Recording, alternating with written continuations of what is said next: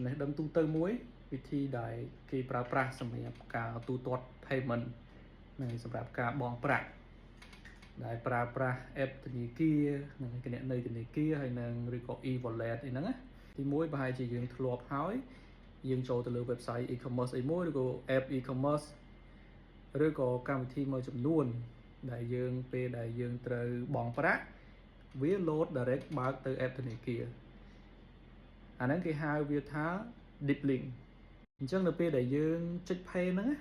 នៅ back end របស់ e-commerce មួយហ្នឹងគឺគេហៅទៅ generate ទីហៅថាឥឡូវ spec របស់ API របស់ deep link ទីហៅថា spec របស់ deep link មួយហ្នឹងត្រូវឲ្យហៅទៅ generate នៅ server របស់ធនាគារមួយហ្នឹងហើយបាន link ហ្នឹងមកយកមកបើកទៅបានខាង app របស់ធនាគារមួយហ្នឹងគេស្គាល់ហ្នឹងហើយអញ្ចឹងអា flow មួយហ្នឹងគេហៅ deep link សម្រាប់អ្នកធ្វើការពាក់ព័ន្ធមួយ payment ហើយបើអត់ស្គាល់ deep link ហ្នឹងអាហ្នឹងអាចស្គាល់នៅក្នុងវីដេអូនេះបានទី2គឺ dynamic QR យើងប្រកាសជាធ្លាប់ហើយយើងចូលទៅលើ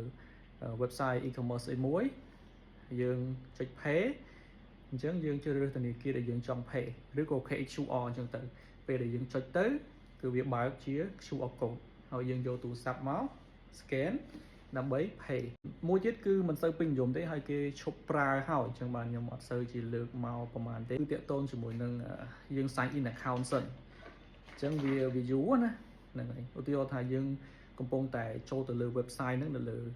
mobile app ក៏ដោយនៅលើ desktop ក៏ដោយពេលដែលយើងចុច pay ទៅលើធនាគារមួយហ្នឹងអត់មានជា deep link អត់មានជា dynamic QR អីទេអាហ្នឹងគឺលក្ខណៈ flow ចាស់របស់គេហ្នឹងគេធ្លាប់មានគឺគេឲ្យយើង sign in account ហ្នឹង sign in account ចូលទៅ account របស់យើងហើយបានយើង confirm payment បានហ្នឹងអញ្ចឹងវាក៏មានវិធីមួយហ្នឹងដែរមួយទៀតអាហ្នឹងក៏ពេញនិយមដែរ AOF ហ្នឹងហើយអាហ្នឹងគេហៅថា account on file account on file បានន័យថាគេ sell account យើងទុកយើង link account យើងទុកទៅលើ app ណាមួយអញ្ចឹងបើសិនជាយើងធ្លាប់ឧទាហរណ៍ថាប្រើកម្មវិធីសម្រាប់